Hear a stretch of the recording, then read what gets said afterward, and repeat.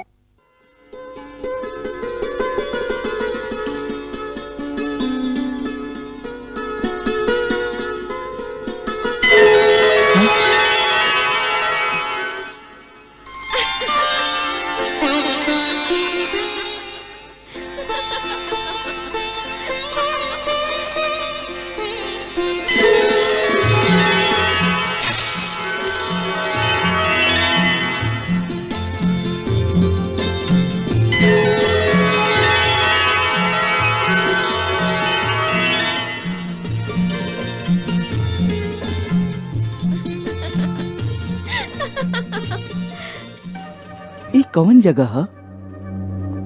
ये सब हमके जानल पहचानल काहे लागता? आप स्वर्गलोक के वासी हैं। आप कामदेव हैं, कामदेव। हम आपकी पत्नी रति हैं।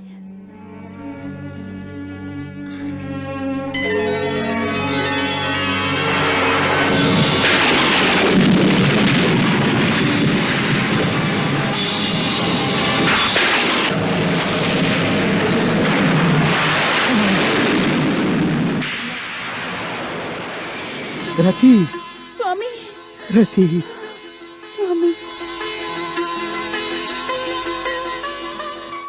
नारायण नारायण नारायण नारायण।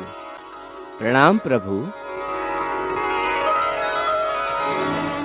देव ऋषि, जब युद्ध अंतिम चरण में प्रवेश करेला तब योद्धा के विश्राम ना करे के चाहिए, योद्धा के सतर्क रहे के चाहिए और शत्रु के बल स्थान के जान के वो बल स्थान नष्ट कर देवे के चाहिए। बाकी यहाँ तो हमार सेनापति सब कुछ भूल के रणभूमि से और शत्रु से दूर विश्राम कर रहा। आप बताएं भगवान, अब का करे के चाहिए?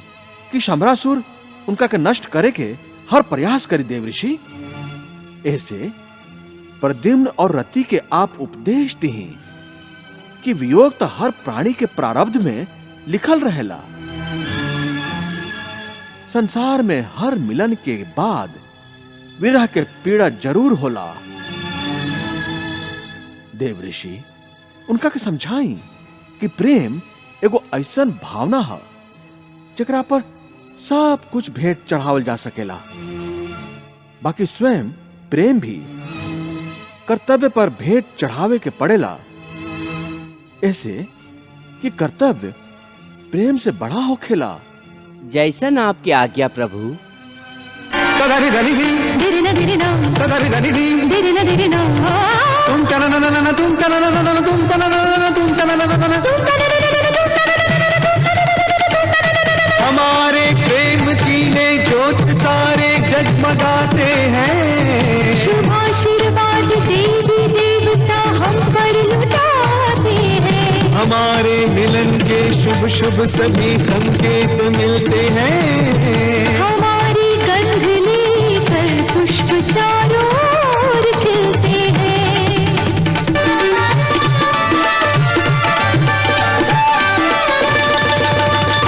निज स्वर्ग सजा कर दो प्रेमी, तारों की छाँव में रहते हैं। संयोग की रुत में युगल हृदय एक दूजे से ये कहते हैं। प्रेम ही डोले झूलेंगे हम, सीमा सुखों की छू लेंगे हम। पर विरह की वह वेदना कैसे कहो भूलेंगे हम। सानी प्रियतम को निकट कम पाके आज नैनों से तो आनंद के आंसू छलके रहे। सदी सरमद सदैव सा आज हमारा पुनर्मिलन है। हर्षित मन है पुलकित तन है।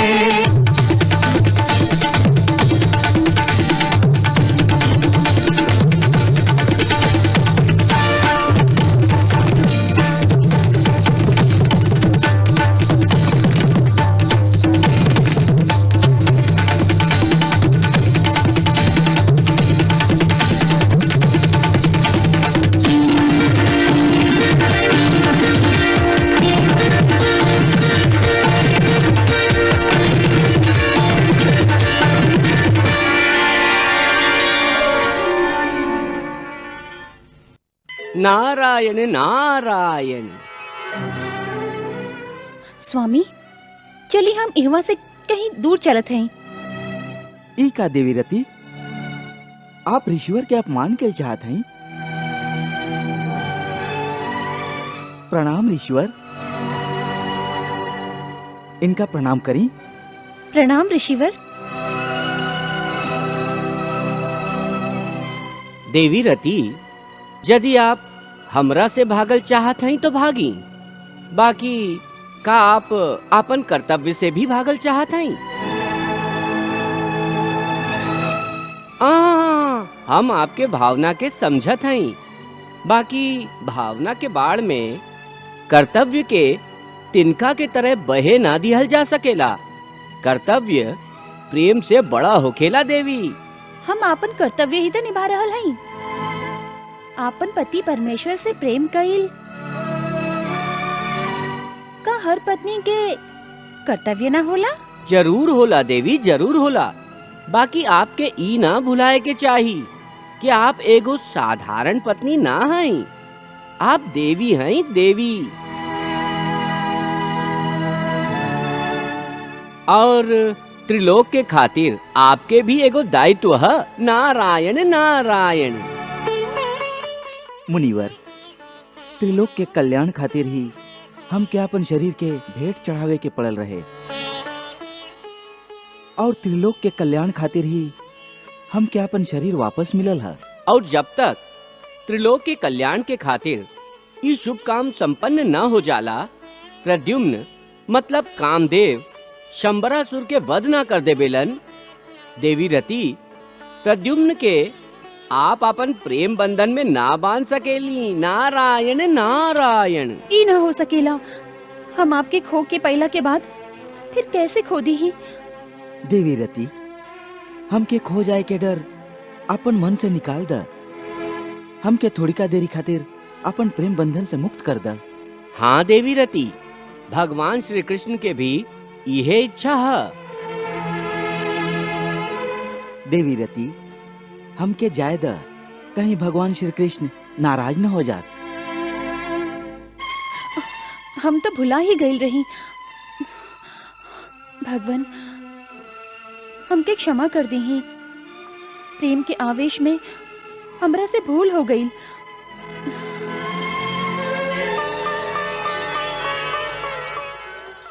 जाई, त्रिलोक के शत्रु शंबरासुर के जल्दी से जल्दी वध कर दी ही। यदि ए शुभ काम में आपके हमार जरूरत पड़ल तो आपके सहायता खातिर हम जरूर आई।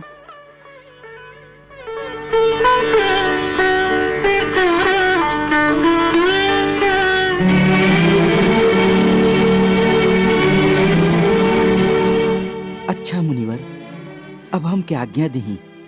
तथास्तु।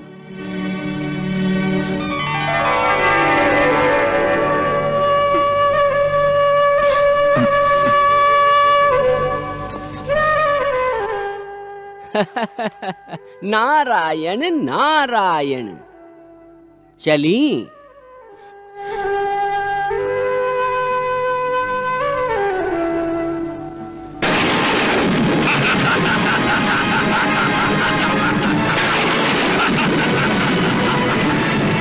प्रणाम असुरेश्वर, प्रणाम। असुरेश्वर, हम प्रद्युम्न के ढूंढे के बहुत कोशिश कैली, बाकी ऊ हमके कहीं ना मिलल। ओकरा ढूंढ विकटासुर, ओकरा ढूंढ निकाल। वो जहाँ भी होके ओकरा ढूंढ निकाल। असुरेश्वर कबो हार ना मानेलन। तू ओकरा मायावी विद्या से ढूंढ। विकटासुर, तो के अपन भाई प्रलयासुर के हत्या के बदला लेवे के अवसर प्राप्त भइल है। ऊ कैसे असुरेश्वर? विकटासुर कृष्ण के भाई बलराम तोहार भाई प्रलयासुर के हत्या कैले रहे। आज उहे बलराम के भतीजा कृष्ण के बेटा हमार प्राण हरण करे के विचार से एकरा से पहले कि हमार भाई के हत्यारा आपके प्राण लेबे खातिर आपके पास पहुँचे, हम ओकर प्राण ओकर शरीर से बाहर खींच ले। हमहू इहे चाहत हैं विकटासुर, हमहू इहे चाहत हैं। आप चिंता मत करी दैत्यराज, अब हम ओकर वध करब। हम ओकर वध करब।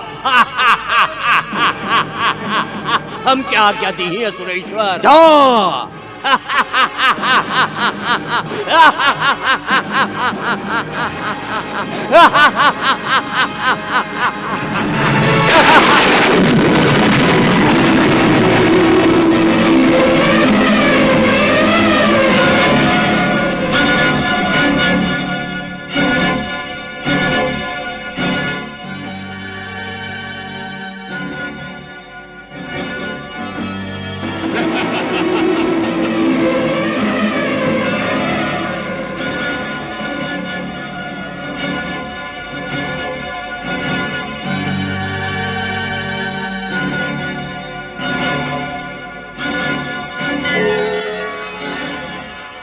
प्रणाम माई। हाँ? प्रद्युम्न, हमार बेटा, हमार लाल, हमार बेटा, हमार लाल। प्रद्युम्न,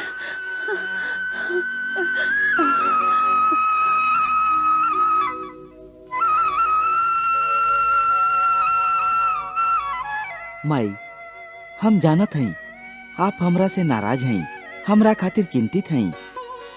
काहे कि हम बिना बतौले अचानक गायब हो गए रही। ना हमार लाल, ना। हम जानत हई आप हमके डांटल चाहत हई ना, हमार कान पकड़ल चाहत हई ना। ना पकड़ी, हमके अपन भूल स्वीकार है। हमके ऐसे अचानक आपके बिना बतौले ना जाए के चाहत रहे, बाकी हम का करी। वो देवी रती है ना, वो विवश कर दिले रही। हमके सब पता है हमार बेटा। पता है? तब तो आप ये भी जानत हो कब कि हम सुरक्षित हैं। फिर आप हमरा खातिर इतना चिंतित काहे हैं?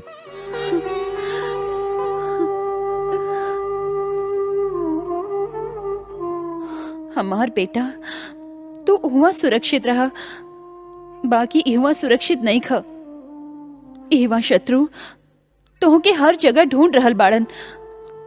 ओकरे से बचे और तोह के बचावे खातिर हमके आपन घर त्यागे के पड़ल।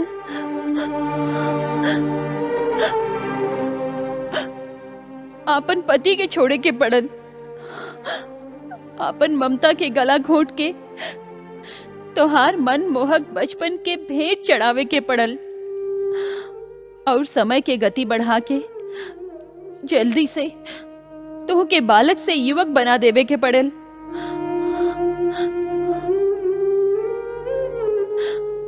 हमार बेटा तू ई भी नहीं खजानत कि जब से तू हमार सोना जीवन में बहार बन के आइल बाड़ा, तब से खाली तू ही हमार चिंता के कारण बन गई बाड़ा।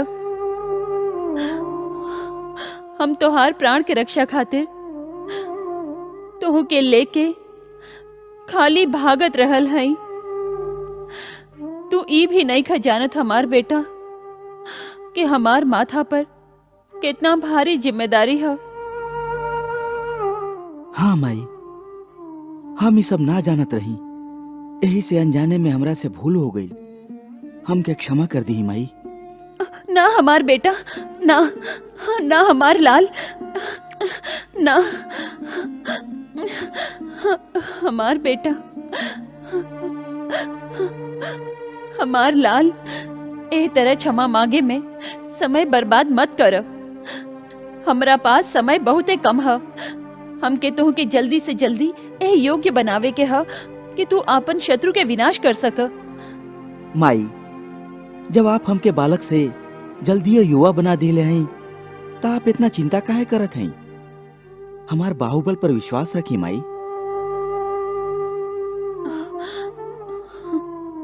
हम अपन शक्ति और खाली आपके आशीर्वाद से शत्रु के नरक पहुंचा सकत हैं। बेटा, ई काम तोहार शारीरिक बल या हमार आशीर्वाद के सहारे संभव नहीं खे। हम असंभव के भी संभव कर दिखाई माई। ई बात तू एह से कहता रहा हमार बेटा कि ना तो तू अपन शत्रु के जाने ल और ना ही तू ओकर शक्ति के देख ले बाड़ा। हम नहीं की जानत कि देवी रति तोह के का कहले हई, बाकी तोहार शत्रु अधर्मी है, महत्वाकांक्षी है, त्रिलोक पर आपन राज्य स्थापित कइल चाहेला। ओकर नाम है दैत्यराज शंबरासुर।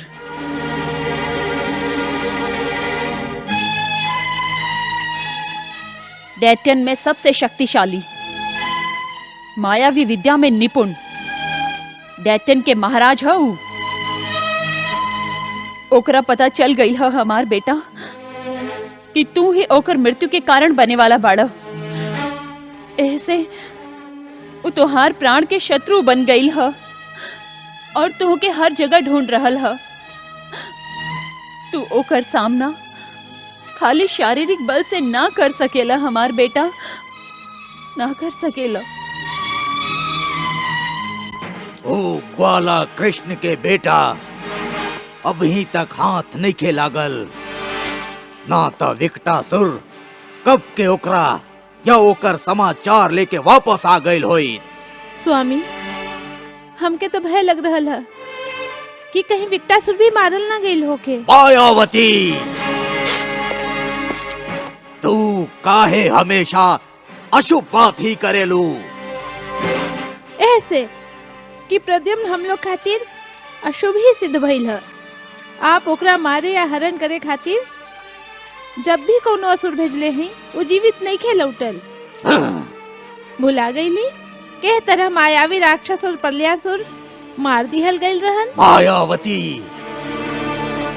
हम अपन असुरन के मृत्यु भुला सकत हैं, बाकी अपन प्रिय बेटा मायासुर के मृत्यु के नहीं की भुला सकत, कबो नहीं की भुला सकत। 100 बेटा में से एगो रहे ऊ, यदि वो एगो बेटा के बदला लेवे खातिर हमके बाकी 99 बेटा के 100 भी दांव पर लगावे के पड़ी तो लगा दे। ना स्वामी ना, अब आप भी मुझसे ऐसा अशुभ बात करे लगली। मायावती, ई अशुभ बात नहीं के, ई हमार तर्क 99 के विरुद्ध एगो प्रद्युम्न भला का कर सकता। ई बात शायद भानामती भी अच्छा तरह से समझेली, यही से प्रद्युम्न के अचरा में लुका के और खुद घूंघट में मुंह छुपैले कहीं भाग गई है। ना ता विकटासुर वो दोनों के क्रियाकर्म करके अब तक वापस आ चुकल होइत, मायावती वापस आ चुकल होइत।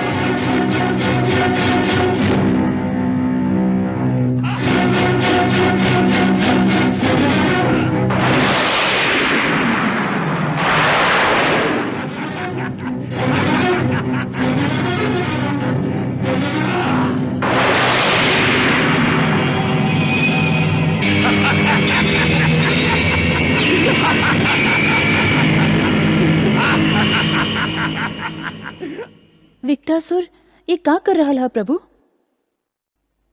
विकटासुर अघोरीकृत कर रहा देवी। वो गुरुदेव के आत्मा के बुला रहा। गुरुदेव के आत्मा के? हाँ।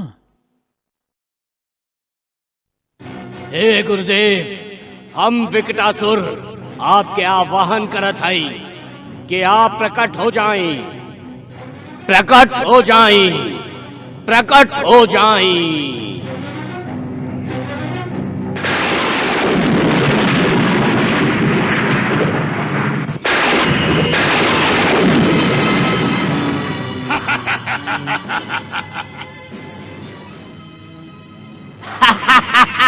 प्रणाम गुरुदेव।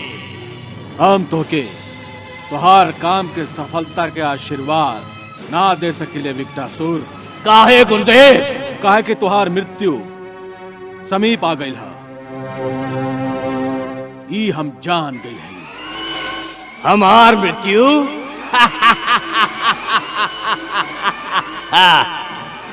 गुरुदेव, हमके शंबरासुर के अलावा केहू न मार सकेला, केहू ना।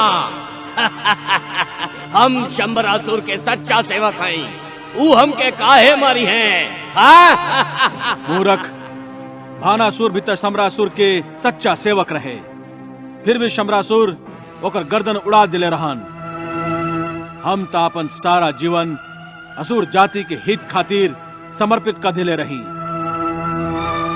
फिर भी शंबरासुर हमार अवज्ञा कर दिलन और अंत में शंबरासुर के कारण ही हमके मृत्यु के अधीन होखे के पड़ल। गुरुदेव, आपके और भानासुर के अंत के कारण शंबरासुर न रहन, बल्कि प्रद्युम्न रहे। प्रद्युम्न, आप हमके प्रद्युम्न के बारे में जानकारी दी, हम ओकर अंत करब।